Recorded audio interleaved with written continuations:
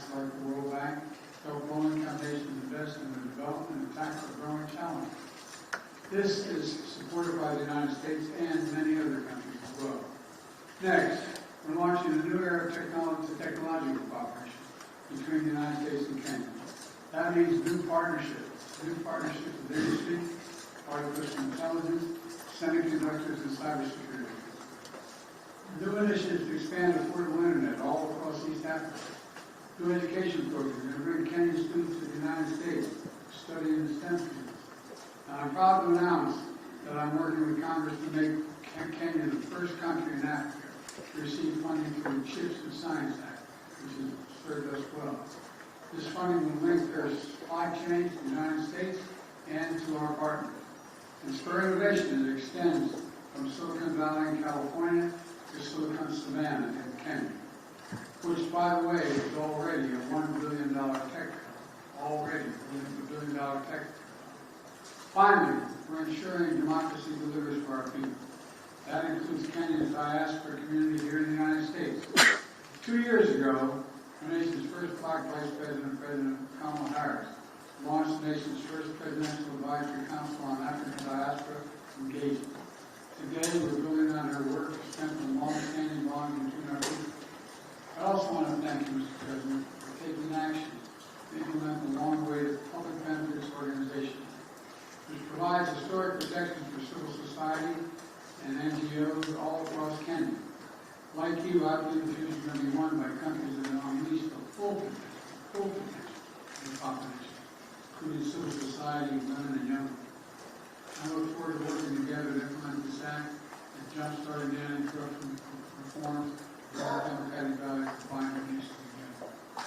Now, let me close with this. Taken together, these are responsibilities Kenya and America must be in the years ahead. Meet together as partners for security, for prosperity, for innovation, and most importantly, for democracy. But I know these responsibilities will wait for the best of us. I know we'll not only bring our nation together, but I want to thank you for again, Mr. President, for being here and knowing we have you here.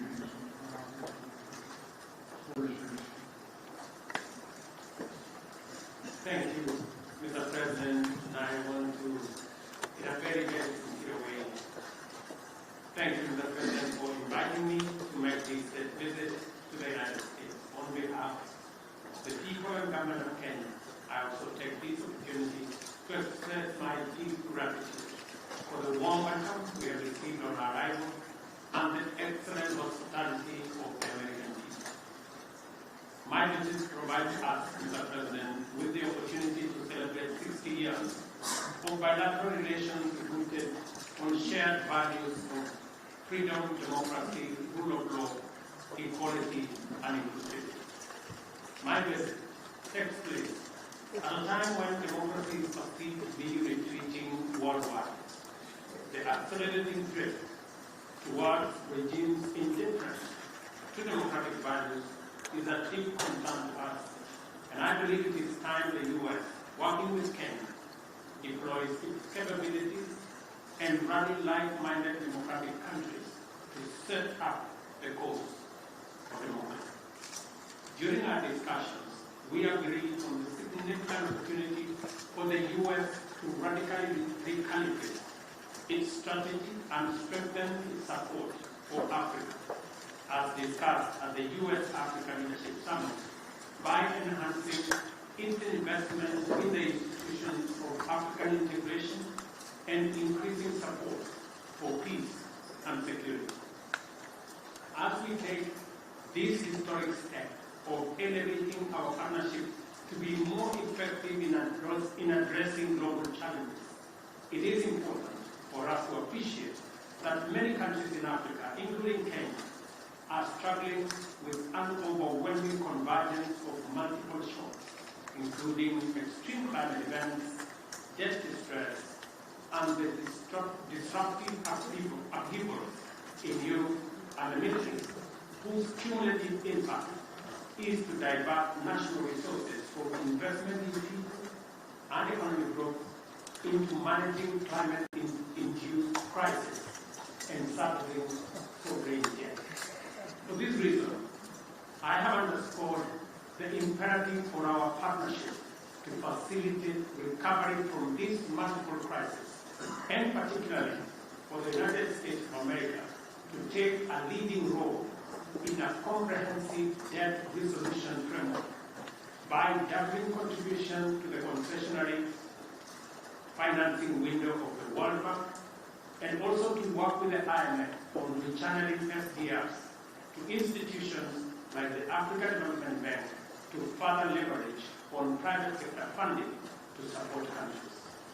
Unless this is done, and done immediately, the values of freedom, democracy, and the rule of law are in great jeopardy. On regional peace and security in the Horn of Africa and the Caribbean region, I express optimism that Kenya and the US will innovatively design appropriate defense and security frameworks to help Kenya as the anchor state and the region in general to deal with the peace and security challenges that are undermining human well-being, slowing down development, and also having a negative impact on democracy. We affirm our mutual commitment to the stabilization of Haiti through the multinational security support mission. The Kenya-UN Climate and Clean Energy Industrial Partnership we have just committed to is an encouraging milestone on our collective journey and builds on the paradigm shift we have inaugurated at the Africa Climate Summit in Nairobi last year. Accordingly, Africa's resource potential is a huge opportunity to deploy U.S. technology and investment to catalyze unprecedented growth through green industrialization. We've also agreed to hasten the renewal of the Africa Growth and Opportunities Act to sustain the rising momentum of our investments and exports in the manufacturing space. Similarly, we agreed to undertake sustainable green growth by facilitating conclusion of our strategic trade and investment partnership alongside the renewal of AGOA. During our discussions, I witnessed firsthand President Biden's and the U.S. government's determination to make our partnership work and resolve to spread and deepen the roots of freedom, democracy, security, and prosperity throughout the world. As my visit comes to a close, I am confident that our engagements have laid a solid foundation for us to continue the good work we have begun with stronger faith and greater hope for success, because in Joe Biden, Kenya and Africa have a strong and committed friend. I thank you. Thank you, President. We do have a friend, and Africa has a billion people like this. The idea that we can ignore it makes no sense at all.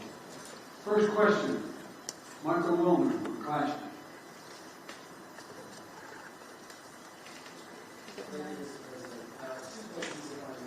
No, one.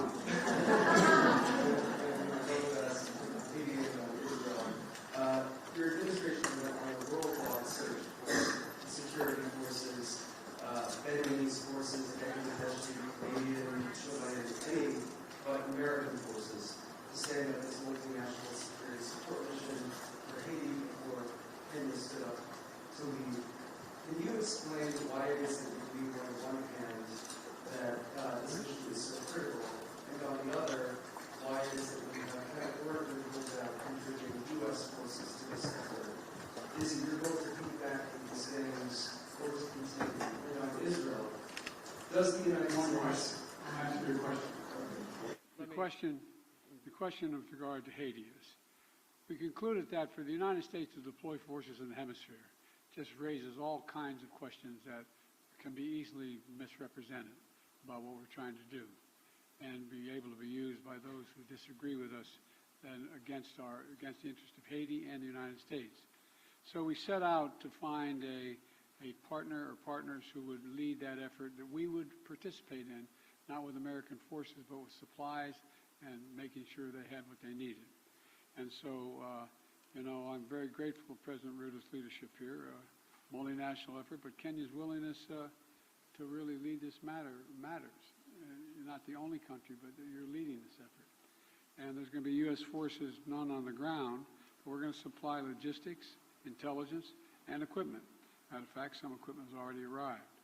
And Kenya is stepping up with police, and other countries plan to do as well. The United States is going to support the collective effort here. And of course, Kenya won't be going it alone. We're working with Congress to provide $300 million to MSS mission and an additional $60 million for equipment assistance. And we've received and are continuing to bring major contributions from other partners in as well. President Ruto and I agree that Haitian people deserve better. They deserve peace and security, and I thank him for taking on this responsibility, but we have his back and we're there all the way. I do have a question for you, President Ruto, but before I do, I do very briefly have a question on whether the United States has any evidence at all that would substantiate the ICC prosecutors' specific allegations against Israeli leaders that they are using starvation as a tactic of war in Gaza, or exculpatory evidence for that matter, and if you would commit to releasing that information before any potential issuance of ICC arrest warrants. And President Ruto, the mission that Kenya is about to lead in Haiti is obviously a support mission that is well known, but the fact is that Haiti's national police have been internationally funded and trained for some time, and nevertheless have obviously failed to beat back these gangs. Will Kenyan forces in partnership with the MSS be out front in the fight against these gangs, or will they be a static force behind the HNP? And are you concerned about casualties among the Kenyan forces? Thank you very much. Kenya believes that the responsibility of peace and security anywhere in the world, including in Haiti, is the collective responsibility of all nations and all peoples who believe in freedom, self-determination, democracy, and justice. And it is the reason why Kenya took up this responsibility, because we have been participating in peacemaking, and we have been participating in peacekeeping over the last 40 years in 47 countries, including very difficult neighborhoods like what we're going to face in Haiti.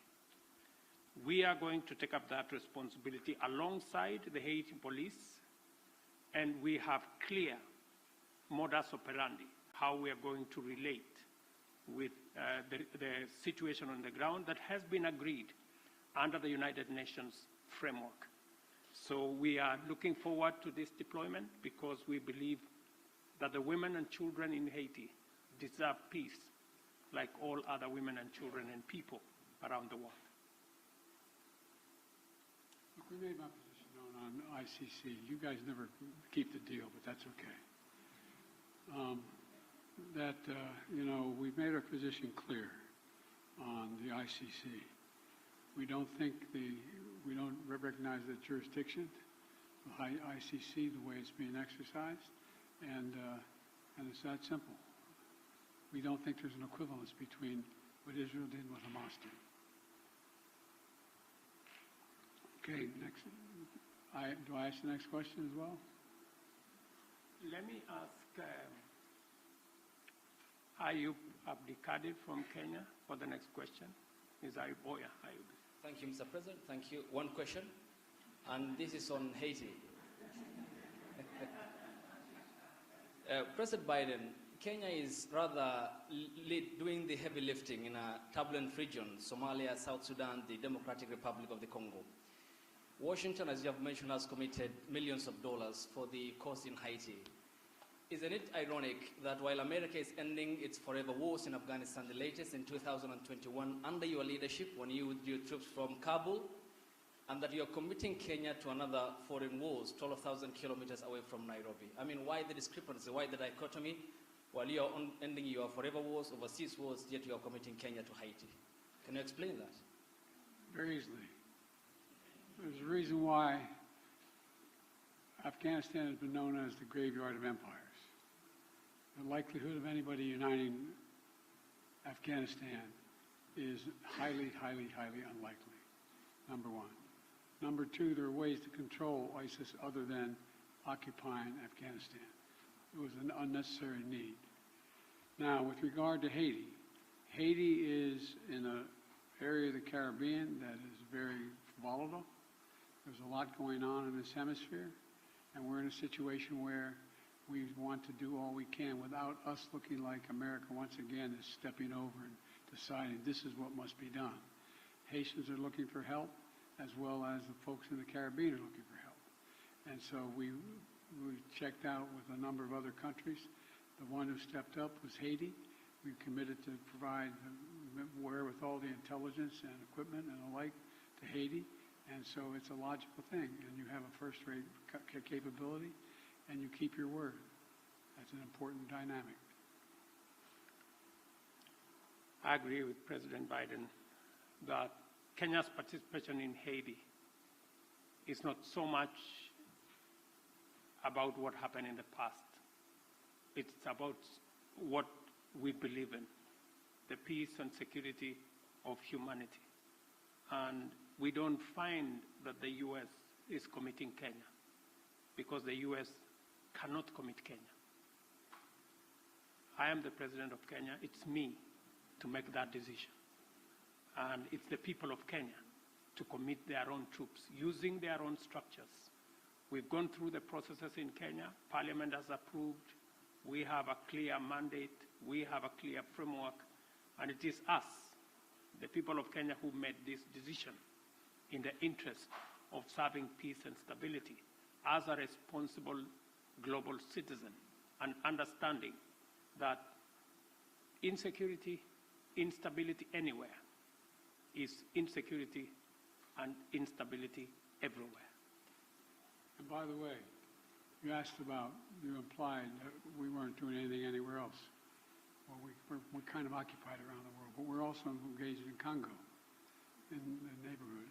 And, you know, we're going to continue to help alleviate human suffering there. The United States is the largest humanitarian donor, providing $375 million in humanitarian funding just this year, including support for more than 6 million displaced people from the DRC.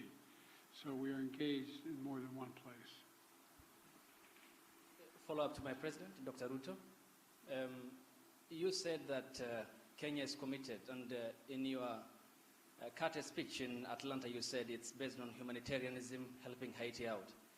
But can you explain the geopolitical goal, 12,000 kilometers away from Nairobi, when schools in the counties of Baringo, West Pokot, and Turkana have not yet opened because of the banditry problem, yet you are committing our national police force to Haiti, and where is the priority, this being one of your major manifesto pillars, talking about security, and to the extent that even the Defense Cabinet Secretary talked about the deployment of, if need be, the Kenyan military or the special personnel to make sure that schools are open, children go to school in areas that are bandit-prone in Kenya. Why are you committing to Haiti when we have a problem back home?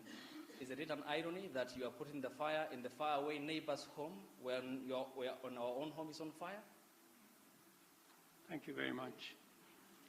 I made a commitment to the people of Kenya to sort out insecurity in the North Rift. I have followed that with action. As we talk, there are 3,000 military officers in the North Rift, 2,000 police officers in the North Rift. We have renovated the first 15 schools and completed. We have reopened 20 schools already that were closed in the North Rift. And that exercise is ongoing. We have made tremendous progress in making sure that we create security at home, but that does not take away our responsibility. Even as we were deploying troops and policemen in our own country, in North Rift, to sort out the banditry problem, we still deployed 1,000 troops to DRC Congo, because that is our neighborhood. We have 5,000 troops in Somalia, because equally that is our responsibility. And Haiti should not be an exception. That's why deploying 1,000 security men to Haiti speaks to the same belief and commitment to peace and security. Next question from April Ryan.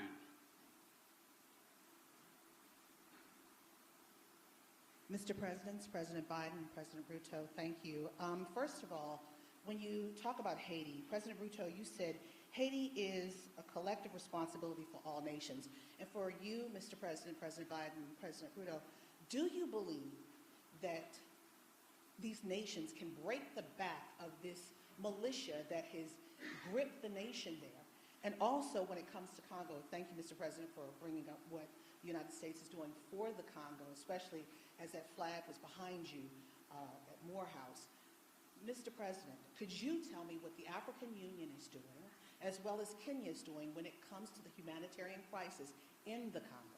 Thank you. What was my question? Sir, your question was Haiti. Can the United States and Kenya, or the nations collectively, break the backs of this coordinated militia that has the grips of the nation? That nation. Thank you. Yes.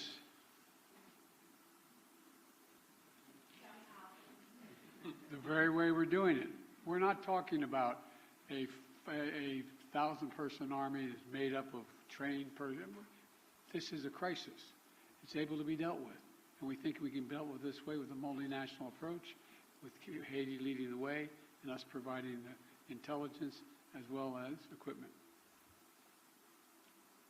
Gangs and criminals do not have nationalities. They have no religion. They have no language.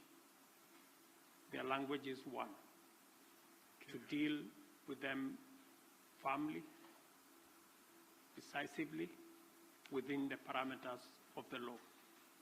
And that's why we're building a coalition of nations beyond Kenya and the US, many who are making contribution towards the MSS force in Haiti to secure that country and to break the back of the gangs and the criminals that have visited untold suffering in that country. On DRC, the AU, the East African Community, and Kenya are seized with that matter. I've just told you that Kenya had 1,000 troops in Haiti. We now have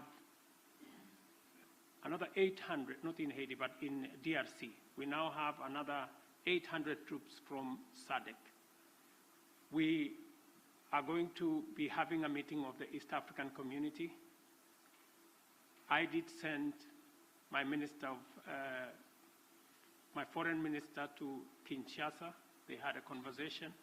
And shortly, we will be looking at how to begin the dialogue process under the Nairobi process, because we believe there is no military solution to what is going on in DRC, but instead, dialogue should be able to give us the necessary momentum and outcomes that would settle the matters in Eastern DRC.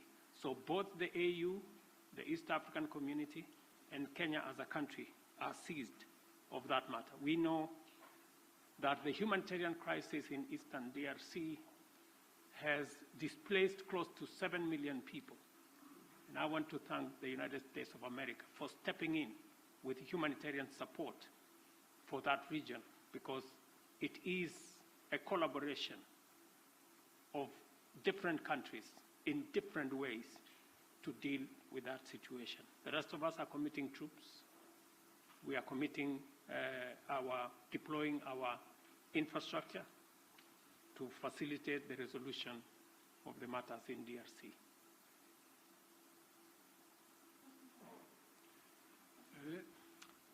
Let me ask Nancy Agutu from Kenya.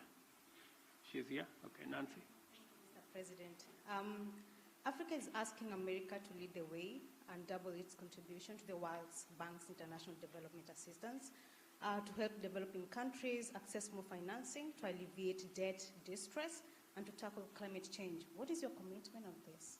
Thank you. I'm sorry, I didn't catch all your question. Sorry, I'm saying Africa is asking America to lead the way and double its contribution to the World Bank's International Development Assistance to help developing countries Yes. to access financing to alleviate debt distress and to tackle climate change. What is your commitment on this? We made a major commitment to this. Number one, as I said, the United States has long championed international financial institutions that provide low-cost concessional resources to the poorest developing countries, including from the IMF. To that end, my administration helped design and establish the IMF's new initiative that provides low-cost funding for countries that are taking steps to enhance their resilience. Important partners in Africa have the capital they ensure they have the capital they need to invest in their futures.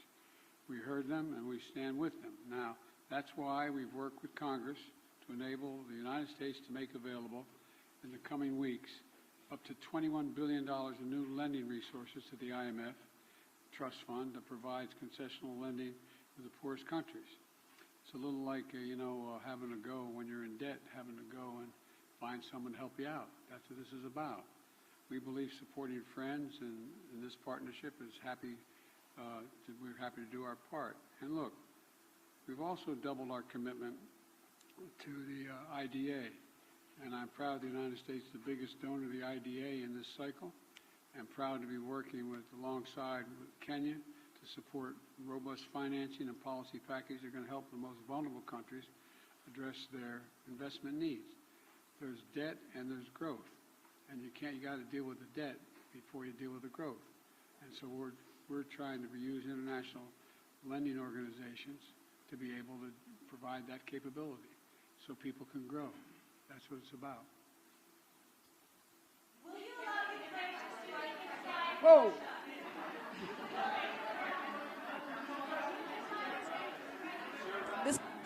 This concludes the press conference. Thanks, everybody.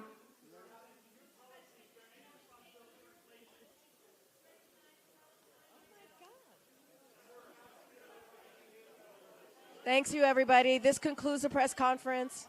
Thank you. Thanks, everybody.